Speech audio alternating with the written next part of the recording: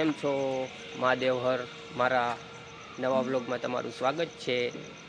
તો કાલે મારે જવું છે મારા ભાણેજના લગ્નમાં, એટલે ગાડી બોલાવી લીધી છે ઘરે.